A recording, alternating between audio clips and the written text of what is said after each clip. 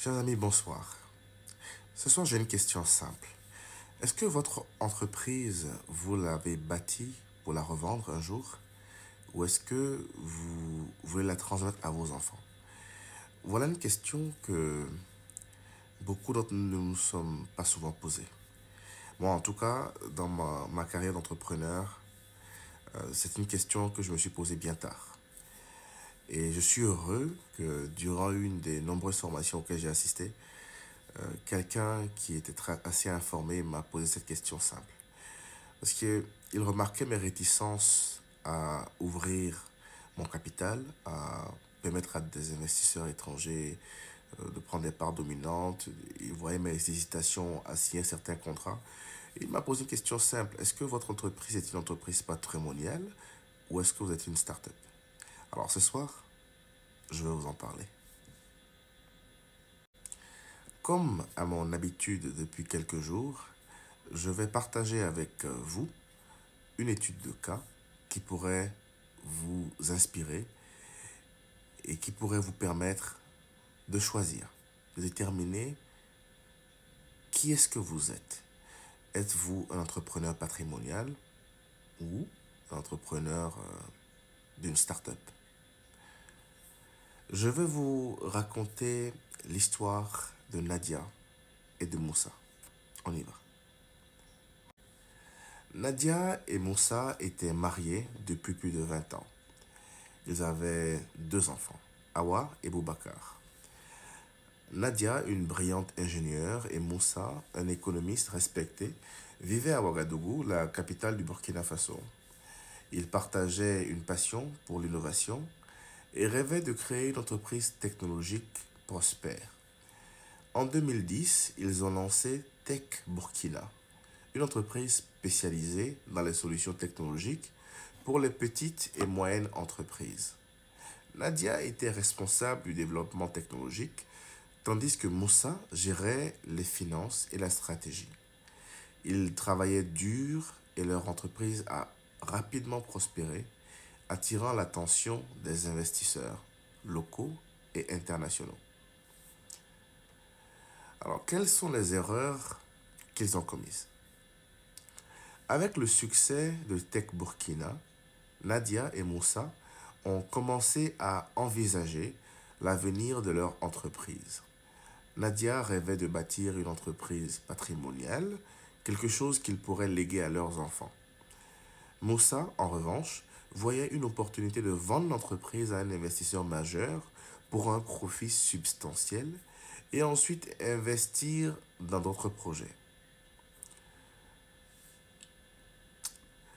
Nadia demandait à Moussa, Moussa, je pense que nous devrions garder Tech Burkina pour nos enfants. C'est quelque chose qu'ils pourraient gérer et faire grandir à leur tour. Une conversation qui peut vous sembler familière. Moussa répond, Nadia, je comprends ton point de vue, mais vendre maintenant pourrait nous permettre de diversifier nos investissements et de sécuriser notre avenir financier. Leur désaccord n'était pas seulement professionnel, mais commençait à affecter leur vie personnelle. Les tensions montaient et les disputes fréquentes surgissaient, rendant l'atmosphère familiale tendue.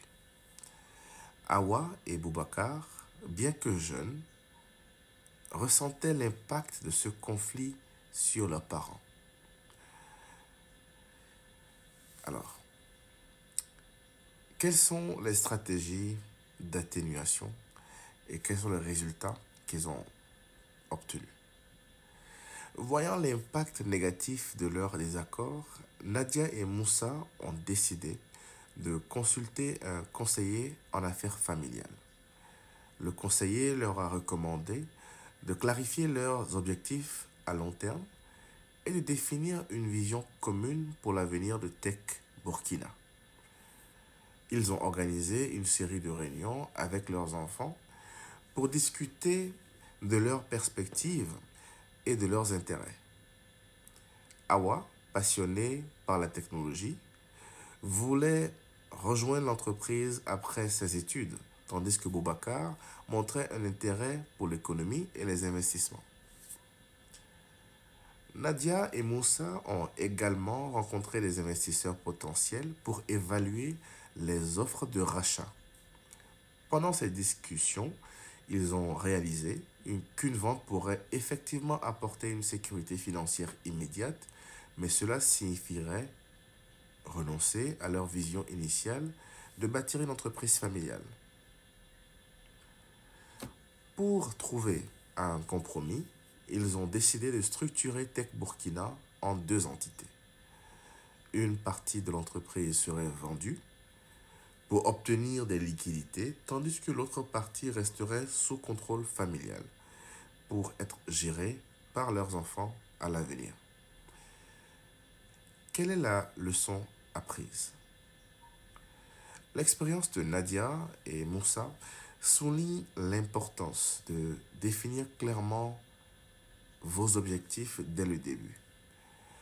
Voulez-vous bâtir une entreprise pour la vendre ou la léguer à vos enfants? Chaque choix comporte des avantages et des inconvénients, et il est crucial de prendre en compte les aspirations de tous les membres de la famille impliquée.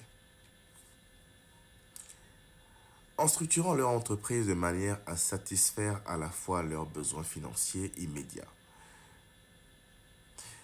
et leurs objectifs patrimoniaux à long terme, Nadia et Moussa ont réussi à atténuer les tensions et à créer une vision commune.